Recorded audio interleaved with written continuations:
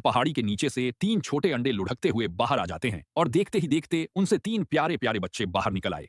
कुछ ही दिनों बाद माँ टिड्डा अपने तीनों बच्चों को लेकर एक खुली जमीन पर पहुंची क्योंकि वह चाहती थी कि बच्चे वहीं पर छलांग लगाना सीखे। सबसे पहले माँ ने खुद एक डेमो दिया। धीरे धीरे पीछे की टांगें उठाई, जोर लगाया और एक ही झटके में बड़े पत्थर के पार निकल गई। बड़ा बेटा तुरंत समझ गया। उसने उत्साह से अपने पैर फैलाए और बिना देर किए बिल्कुल माँ की तरह उछल पड़ा। उसका हर मूवमेंट माँ जैसा ही था। फिर बारी आई छोटे बेटे की, लेकिन उसने तो सबको हैरान कर दिया। कूदते ही धड़ाम से जमीन पर जा गिरा, लगभग सिर फोड़ ही बैठा था। यह देखकर माँ और भाई बहन तो दंग रह गए। अब शुरू हुआ असली प्रैक्टिकल ट्रेनिंग सेशन, जिसमें बड़ा और मंजला तो मिलकर एकदम तालमेल में कूद रहे थे। हर कदम सटीक और हर छलांग लाजवाब थी, लेकिन छोटा भाई वो तो अपनी ही दुनिया में मस्त था। हर बार अलग स्टाइल, हर बार उल्टा सीधा स्टंट कर रहा था, कभी सिर के बल तो कभी उल्टा लुढ़क कर गिरना, जिस कारण उसे कई बार चोट भी लगी।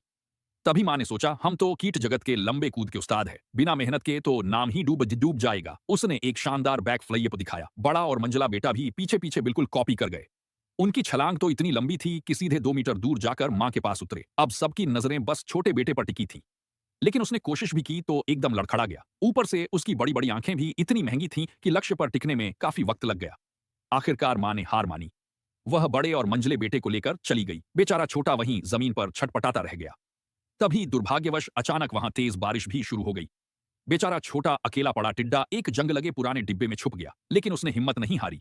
उसकी नजर पास पड़ी एक स्प्रिंग पर गई। तभी उसे ये एक विचार आया कि अगर मैं इसे अपने पैरों पर बांध लूं तो शायद मैं भी मां जैसा कूद सकूं। कुछ देर बाद जैसे ही बारिश थमी तो मां और भाई फिर से बाहर छलांग लगाने आए। तभी अचानक छोटा बेटा सामने आ गया। अब उसे देखकर सब हक्का बक्का रह गए, क्योंकि उसने सचमुच स्प्रिंग को पैरों में बांध